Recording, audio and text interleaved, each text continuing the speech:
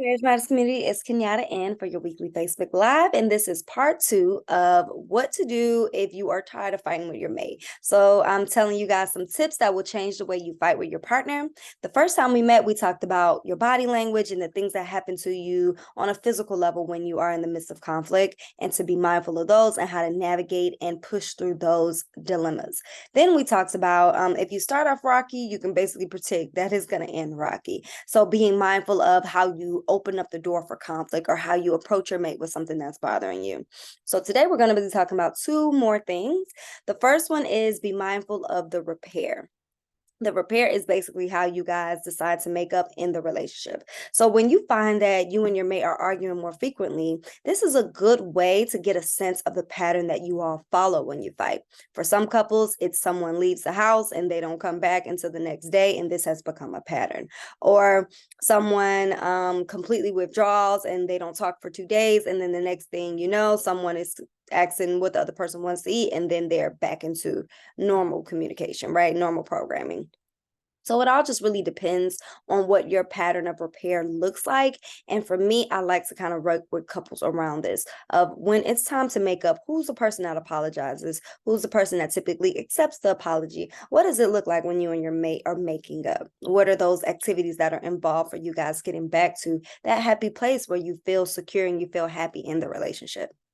So like I said, there is a pattern that most couples follow, and repairing after a fight involves those efforts that you or your mate make to de-escalate the tension, right? Or even after the conflict has occurred. So during a conflict, it could look like someone saying, I really don't want to fight, or I hate when we fight. That can be an opportunity for repair because it is establishing or reestablishing that connection. Or even after the fight has occurred, it can look like coming back to that person and making those apologies, right? So ask yourself, what do you do when you and your mate are in conflict and it's time to repair? You either know that you were wrong or you don't care who was wrong. You just want to get back into a good place. What's your tactic? So if you want to end the cycle of fussing and fighting and not being on the same page, repair early. That means like you can even start repairing in the midst of the conflict or soon after, right? Not letting days go by before you and your mate get to a place of being back on one accord. And then repair often, meaning that if conflict is something that you and your mate have been experiencing, every time you have a conflict, expect to then repair the relationship. Don't allow the relationship to continue without you guys going back and discussing it. One thing that I found with a lot of couples that end up in counseling is they have been putting things, what do they say, sweeping things underneath the rug for years. And so now it's time to talk about all of these things in the counseling process. And so if this is you, I want to encourage you to begin to take some of those things from underneath the rug and discuss them and hash them out. Not necessarily in conflict and not necessarily in the midst of an argument, but just talking to your mate and having an open door for communication. Couples that are able to repair typically have good communication patterns in general, right? So if you and your mate are finding that you're always in conflict and you don't have good communication, it's time to make a change. Okay.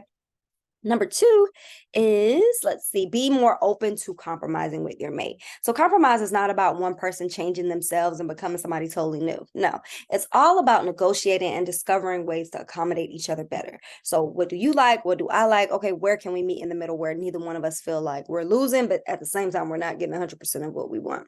Compromise does not mean someone gets exactly what they want and the other person is compromising to allow that. No.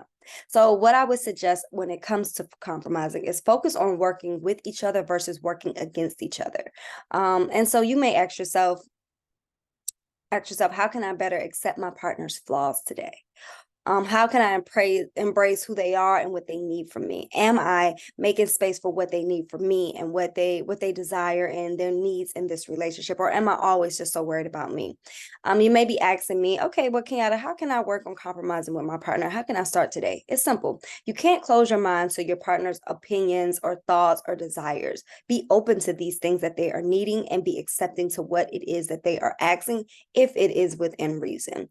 You don't have to agree with everything your partner says or believes, but you have to be open to their position in the relationship. No one wants to feel like they're always wrong or that they're not being heard. And so ask yourself, are there ways that I can be more open to what my partner is experiencing or what they're needing or what they're desiring?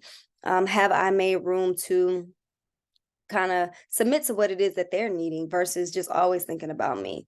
So what I will say is if a couple is finding themselves usually in conflict, it's because someone has decided that they are not going to compromise.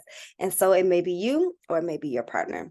So guys, thank you again so much for tuning into this. If you are finding value in this, let me know in the comments what has been most helpful. If you're finding that you're struggling with these things, I would love to know so I can provide even more details and more suggestions on things. The more that I know about what's going on with you guys, the more I'm able to create videos to support.